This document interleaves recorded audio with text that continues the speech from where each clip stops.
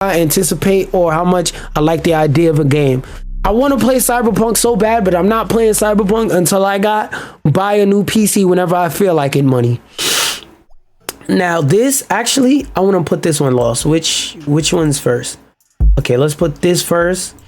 And let's read this actual post from YouTube last. All right, so this YouTube introduced some new ideas, which I'm going to read them out to you. And I'm gonna let you process the ideas. Once I finish reading them, I'm gonna give you a second to pause the video and really think about what I'm about to say. Like, you could just predict what I'm about to say if you understand what it's like to be a small creator nowadays. YouTube announced major updates to the platform, including hype. Users will be able to, quote, hype videos from rising creators, and the top videos will appear on the leaderboard. Auto dubbing. This will allow creators to generate audio translations of their videos for different audiences. GIFs, a system to send creators, quotes, jewels in their live streams, similar to Twitch's cheer. Now I'm gonna give you a second to pause while I drink this water. Predict what I'm going to say.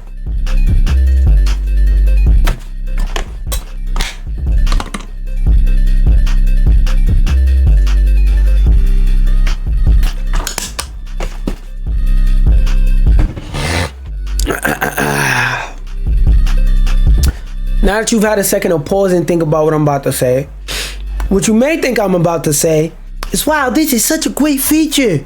This is such a great idea. It's not. Because before I read the article on it, I'm gonna put my thoughts out there about it, and we'll see as we read into the more in-depth part. Hype. The idea of hype, from this and from other posts I've seen and read about it besides the direct article from YouTube. The idea of hype is supposed to be, hey, this video only has 200 views, but I think it should have millions of views. So I'm going to hype up this video with the in-platform feature to make it so that more people see this video and this video gets more exposure, right? What's actually going to happen is people are going to see the videos of their favorite creators and just keep their favorite pushing that hype button on their favorite creators. The rich gonna keep getting richer. Cause think about it, bro. First off, a lot of you may not be aware, but there's this thing where basically it's been studies done on this, so I'm not going back and forth. I'm not gonna argue. I'm gonna just say if you disagree. But there's been studies done on this where if your video has less than 10,000 views, the average YouTube user will not click on it. Let me repeat myself. If your video has less than 10,000 views, the average YouTube user will not click on it. And I know this is true because I had someone tell me this to my face. Back when I was in high school, I had a friend with a biblical name, just in case you were in high school, you know who the fuck you are. I made videos, and one day I was talking about something in class, and I was like, that's funny, I should make a video on that. Yeah, and I would jokingly say, yeah, and I'm gonna make sure everybody watch it. I'm gonna send everybody the link. And he was like, yeah, I'm not gonna watch it. I was like, yo, bro, I was just joking, but what the fuck? The video isn't even made and you said you weren't gonna watch it. He was like, it's not that it sounds like it's gonna be a bad video. I just don't watch any video that has less than 1,000 views. And I was so taken aback. I was like, what? He was like, yeah, if the video has less than 1,000 views, I'm not gonna watch it. You telling me 1,000 people didn't want to watch this video? It must be trash. So I was like, so what if your favorite YouTuber released a video that you know is gonna be good, but you just seen the video right when it was released, so it doesn't even have 1,000 views left yet? I'll come back when it gets 1,000 views. I was like, wow, you're that biased? I was like, wow. And that's what showed me that's what taught me the concept that when you have to make content, you basically have to trick niggas into watching your content, because real shit, real shit. And for people who make content, you understand what I'm saying when I say this. Whenever you make content, people will look for any reason to say, no, fuck you, your content sucks, and not watch your content and go back to watching their favorite content creators. And I'm not saying this as copium, because this just means you got to find a better way to package and market your videos so that people will want to watch them. But part of packaging something is understand what things makes somebody respond to what you've put out there, right?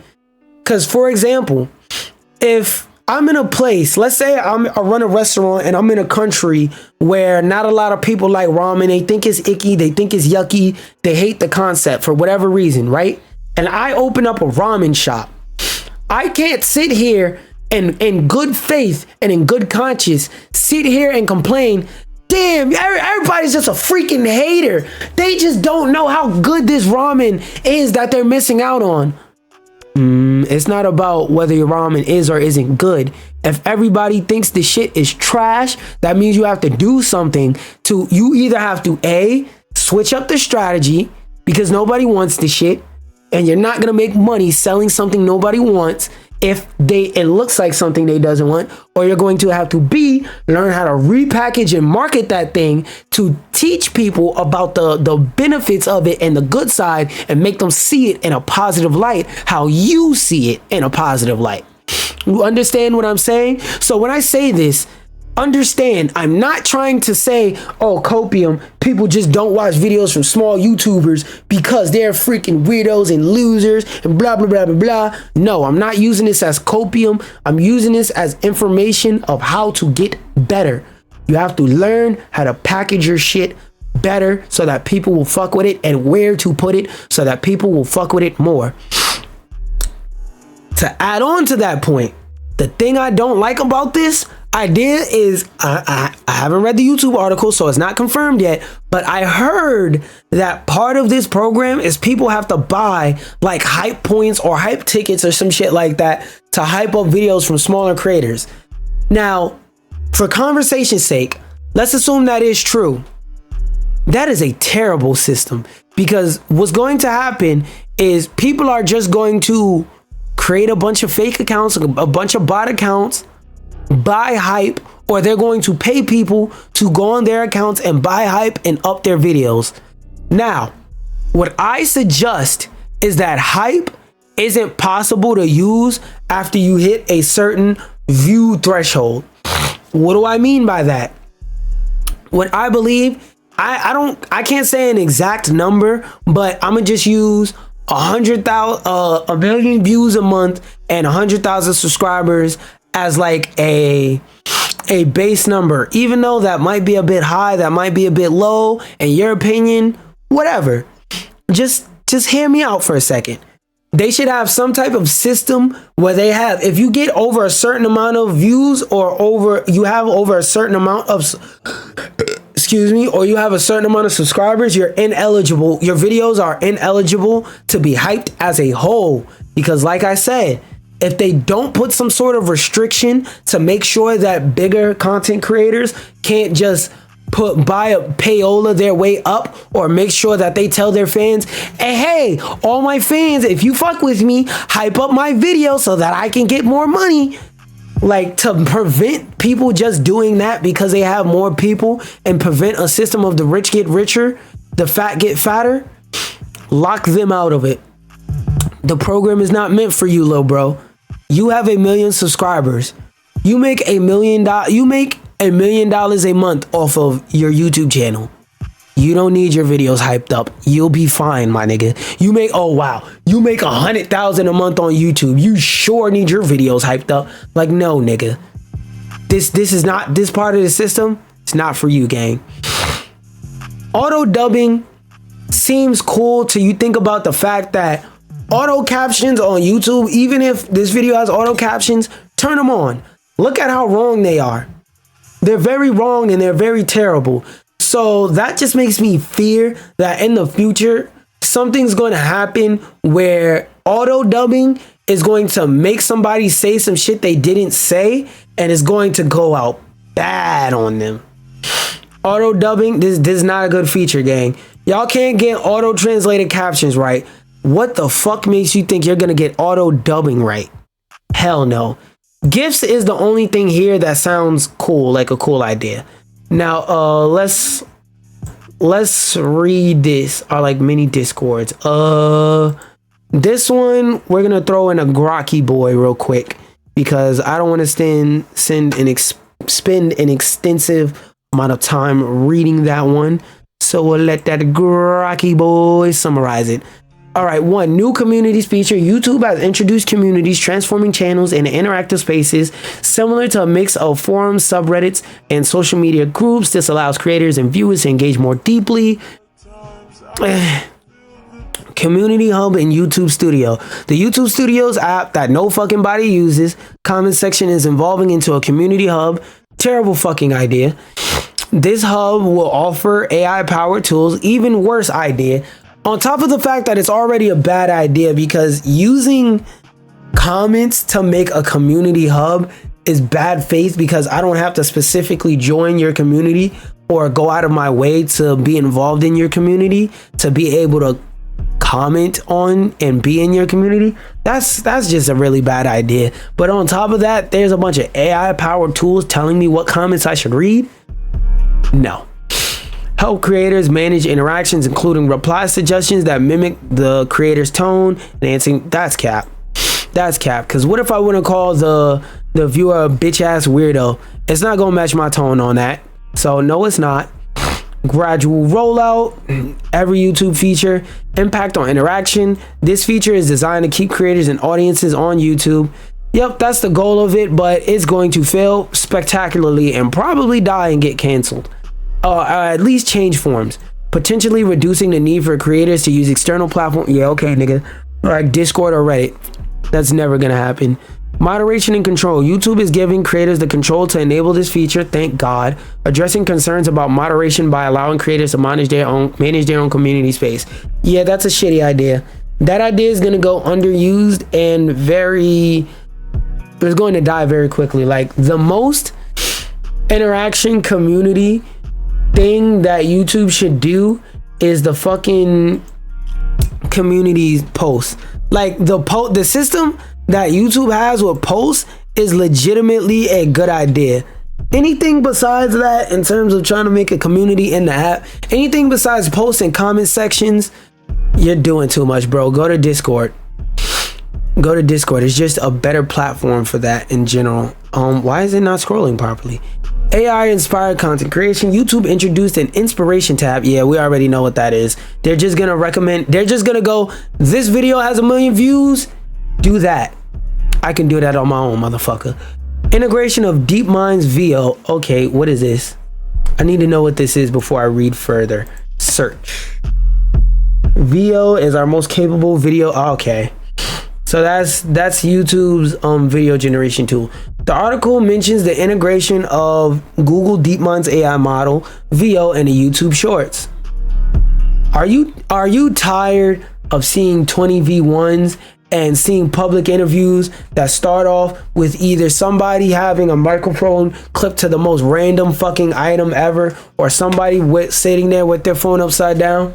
It's your boy, Young acts dumb shit for a living. Who am I here with? Are you tired of seeing those videos? Well, don't worry. Now we can produce AI bullshit for you to watch. And by the way, don't get it fucked up. I'm not against AI. Like, look at what I'm doing right now. I am against unethical and shitty AI. The article mentions the integration of DeepMind's AI model, VO, creation of AI generated backgrounds through a feature called Dream Screen, enhancing video. Yeah, so it sounds like it's gonna be on some Marvel. What was that name of that shit? It was Secret something. Secret Invasion. It's gonna look like those cutscenes in Secret Invasion, which they only got away with because they were doing a strange alien theme. If it wasn't under that specific theme, that shit would have sucked. Broader AI applications. Beyond video creation, YouTube is expanding AI usage into other areas like auto dubbing sucks for multilingual content and AI-driven community interactions, indicating a broader AI integration across the platform's functionalities. That is kind of sad. Concerns over content homogeneity. What the hell does that mean? One day, how do you pronounce that? Hold up, I like this instrumental anyway, so let's pause it. And how do you pronounce that? Homogeneity. Homogeneity, the quality or state of being all the same or of the same kind. Oh, they basically said if you're one of those motherfuckers making 20 V1s, watch out. Now you don't have to ruin and sexually pervert out kids at a young age to make your 20 V1s. Now you could just make them with AI. Oh boy. Concerns over every video being the same goddamn thing. There's an underlying concern that while these tools might democratize content creation, they could also lead to a saturation of similar AI-driven content that already exists.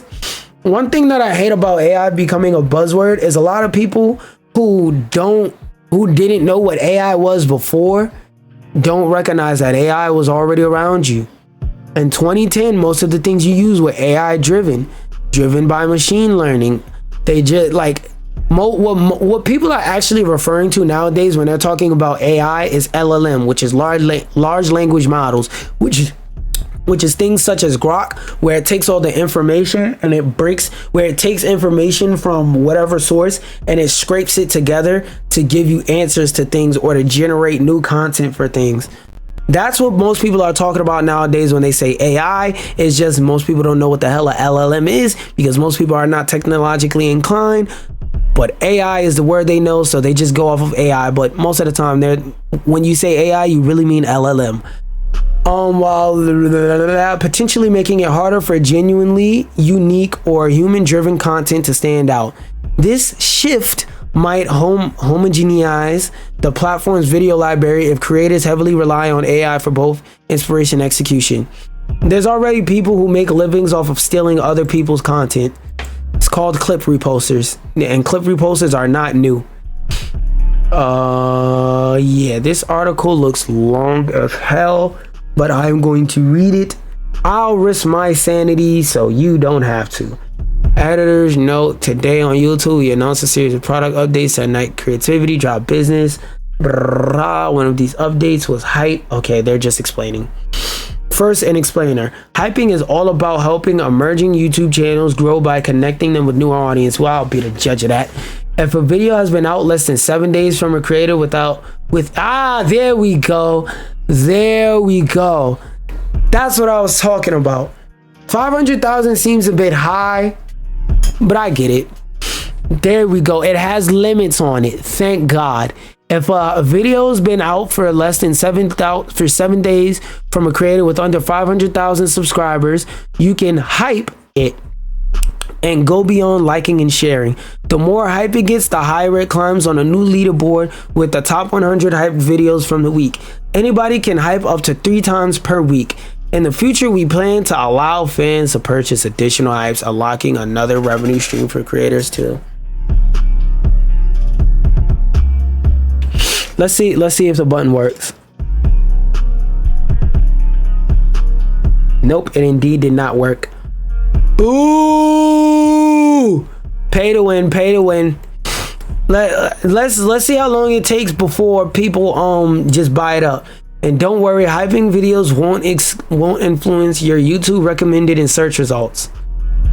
So then what the fuck does it do?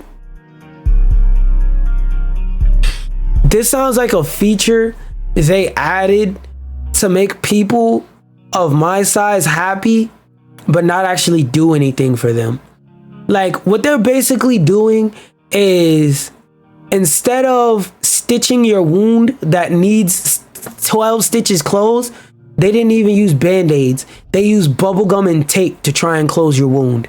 You have a wound going down your body, going down your from your neck to your abdomen, just a straight big ass line, a large gash in your chest, and instead of stapling it or sewing it closed like they're supposed to, they're just putting scotch tape, the worst kind of tape, scotch tape and bubblegum all over your body. That's basically what they're doing. Hype isn't about the leaderboard though. It's a way for So what's in it for creators? Well, the viewers hype your videos. It'll earn points to help you make it onto a weekly leaderboard just for your country, potentially putting you in front of a whole new audience. So basically what they're going to do is they're going to segregate this into a tab that nobody's going to check. That just in case you needed a breakdown of why this idea is fucking stupid. And we've even got a small creator bonus built in, or a point multiplier to channels with fewer subscribers. We want to make sure that everyone has a fair shot at the spotlight. That's fucking terrible. Wait, why is it not scrolling? Where is it? And just the first 4 weeks of our beta test in Turkey, Taiwan, Brazil, users hyped over 5 million times across more than 50,000 unique channels. Plus, the largest age group hyping videos in our beta was 18 to 24 years old, making up over 30% of all beta users. The thing I don't like about using age to like quantify demographics on social media, and it's crazy because I was thinking about this earlier today. There's a lot of people on social media who don't put their real age. For example, YouTube thinks I'm in my 30s. I'm not even 25 yet. So like, we don't know if this is actually people 18 to 24 or if this is people 14 with an account that says they're 22 or something like that. So how did we get here? The idea for hyping up sparkled from a single observation. Passionate fans want to be part of their favorite creators' success stories. That's a fact. They want to do more than just watching, like they want to actively help those creators get discovered. And they're going to do that by buying some shit that's useless. In fact, when we surveyed over 2,500 viewers aged 18 to 45 from the US, Japan, and Germany, over 75% of respondents and over 80% of Gen Z viewers said they would like to help small and medium-sized creators grow their channel, which is true. With that in mind, we dove headfirst into our user-focused design journey that we still are on because we have went nowhere. We talked to the creators and viewers, tested our different ideas, and kept refining until we hit on something that really clicked. Translation. We're going to weaponize the fact that a lot of you want to be a part of your favorite YouTuber's success story to make some fucking money. Because that's what this really is for. They're just adding more ways into YouTube to make money. Because for those of you who aren't aware, most social medias, not named Snapchat, do not make any money and are in the negative. YouTube is one of them. YouTube has never made money at all. With that in mind, user feedback was absolutely key. Like, all right, just to go into that point without going into it, just to go into it a little bit without going too deep into it. Basically, the only reason why Google owns YouTube is so nobody will overtake them with a video search engine stronger and or better than theirs. They never brought YouTube because they were going to make money off of it. They basically brought YouTube so they can monopolize the idea of search engines. With that in mind, we dove headfirst into a user feedback was absolutely key in shaping the final product. After pulling together some early concepts, we got the ideas in front of early research groups from people around the world to see what resonated. Imagine viewers being able to directly contribute to hyping up your video within the first 24 hours, almost like crowdfunding the hype. Or picture this, you're scrubbing through a video and suddenly you see your name pop up, sponsoring a significant segment. What? We even played around with the idea of letting viewers cheer their own comments. Oh God, please let that not be an idea. We even played around with the idea of letting viewers cheer their own comments, complete with animations and effects. It was all about making videos as interactive and engaging as possible. We put these concepts in front of our testers, and while they were fun, they just didn't quite hit the mark. Neither does this one, motherfucker. We put these concepts, oh wait, no, I read that. My dumbass. Another big challenge was figuring out how to make it work for on-demand, how you gonna say make it work for on-demand videos and then put VOD? Bitch, where did you say video? Unlike live streams where everyone's watching at the same time and there's a natural buzz, VODs can sometimes feel a bit more solo. That's something I like personally, but to each their own. Sometimes the simplest ideas are the best. Users told us they wanted something straightforward and easy to understand. Nah, this is not straightforward at all. So we landed on the 7-day window and the hype leaderboard. Wait, did it say you can? I thought it said you can only hype if it's been out for 7 days. Oh, if a video's been out for less than 7 days. Oh, so once the video gets 7 days old, it's pretty much shoulder shrug, fuck your video. All right, that's a great idea. To a clear way for viewers to support their favorite creators, for those creators to get discovered. It turned out to be the perfect balance of urgency and flexibility. We also heard concerns that smaller channels wouldn't be able to compete with bigger channels with more subscribers to get on the leaderboard. That's a fact. That's one of the first things I said they better address. That's why we added the small creator bonus to help smaller creators and balance the playing field. No, lock out the bigger creators completely. Lock them out. Lock them out. After 100,000 subscribers, you can live off of your YouTube. Reasonably so. Unless you just making the most vile, wretched, TOS violating videos. If you have over 100,000 subscribers on YouTube and you're not able to live off of your YouTube, you really need to go check your books and check your money. Because I know people who have fucking 20,000 subscribers that I've seen their numbers and I went, yo, all you have is 20,000 and that's a livable amount? And I've seen videos of people with millions of subscribers crying about, I don't have enough money. No, nigga. It's not that you don't have enough money or you don't have enough audience. You're fucking stupid. With hype, we hope to make the viewing experience more active and engaging, driven by shared purpose and enthusiasm. That not only makes hyping more engaging for viewers, but also gives creators a powerful new way to connect with their audiences and grow their channels.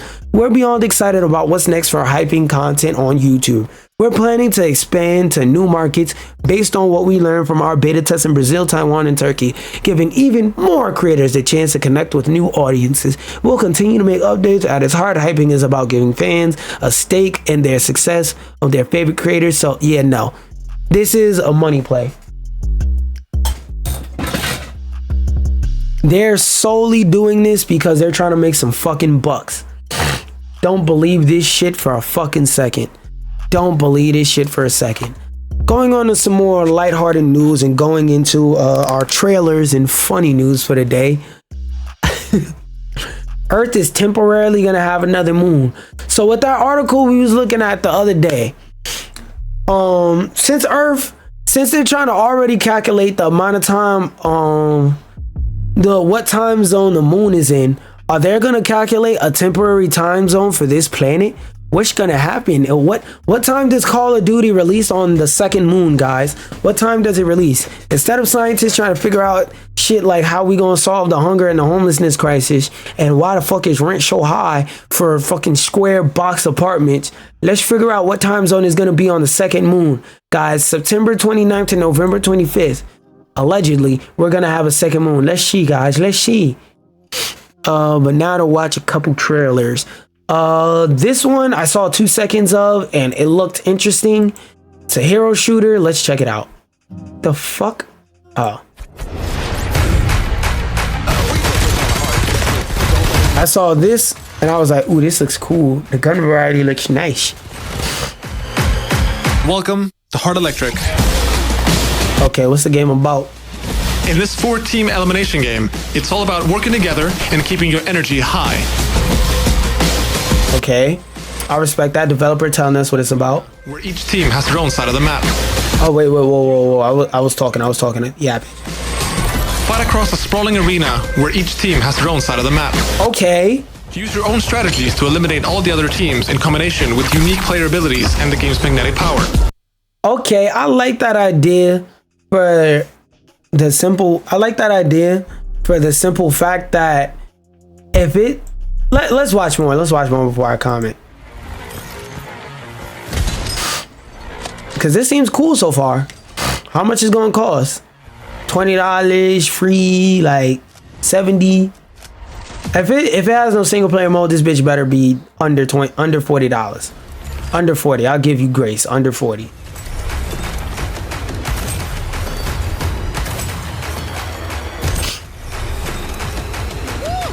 Okay, this gunplay look nice. I don't like that animation. I don't like that strafe animation. That strafe animation doesn't look distinct. Let's go to right here. Yeah, look, that strafe animation doesn't look distinct. It looks like you use their walk cycle and just push them to the side. But to be fair, it does say in development, so I'm gonna cut them some slack. But get on it. Keep your energy high and battle it out to be the last team standing. I'm gonna definitely keep my eye on this game. Oh, I downed him with my spear.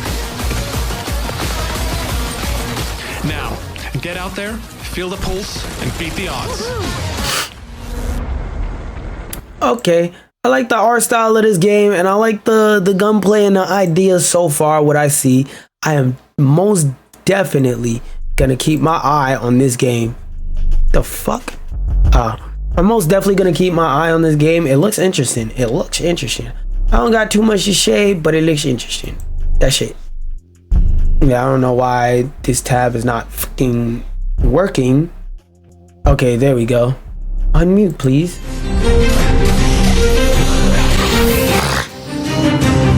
I didn't even see this game. I didn't even see the trailer for this shit. I just saw the title and I said I'm gonna watch it on stream and see what it's about. Okay, so it's like a hack and I did read the description. It says something about hack and slash. This is multiplayer or single player. Hopefully it's not a gotcha, because even though I can only watch this on 540, the game looks gorgeous. Imagine how it'll look. God damn, loud ass video.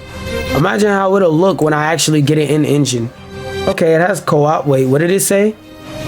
What did it say? Co-op not available in playtest. Okay. How to get into the playtest? And when is the playtest? I also need to know that.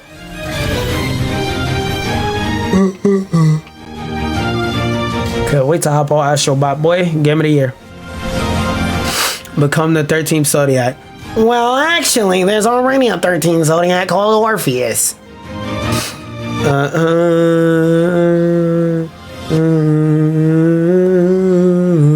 Also, that thing about the Zodiac wasn't a joke. There actually has been a 13th Zodiac discovered already called Orpheus. That's not a joke. That's a real thing.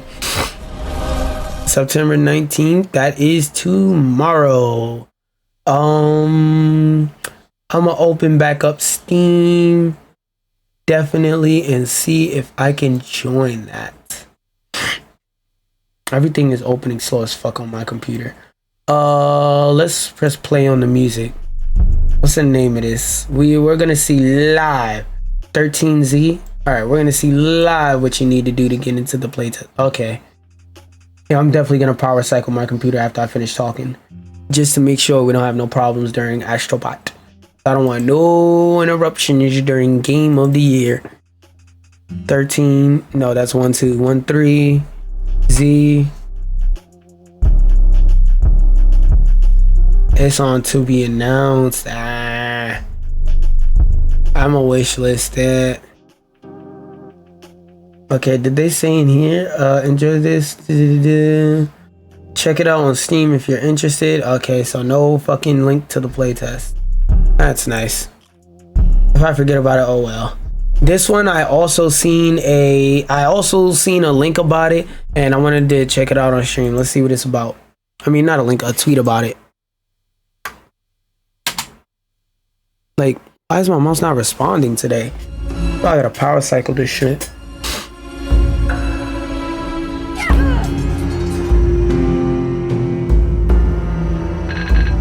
It really is you, Tome. Also, I must turn on this air conditioning unit. Okay, this game looks hard. No, this is the hack and slash I read about. They can't even, I didn't even have time to read that. Picked up red leather pouch. Video loud as hell too. Okay. Okay, look at my computer doing all this extra shit. Okay, this looks like, I'm not gonna lie, I'll never play this shit on stream, but this looks like a cool, fun, chill game to play on like a chill day off from work, where all you gotta do is just beat up enemies, maybe read a sentence or two, and have chill fun. And I'm loving the art style so far with with it showing the red exclusively. Yo, this looks like a fun ass chill game. What is this supposed to go into like beta or something like that? Oh, play the demo. Oh, so the demo should be out already. Oh, that's what I seen. This was the one they were saying was coming to Switch. Okay, so I'ma definitely open back up Steam. Yeah, like I said, I'm gonna power cycle before I get on Astrobot. But I'm gonna open Steam up. What is this called?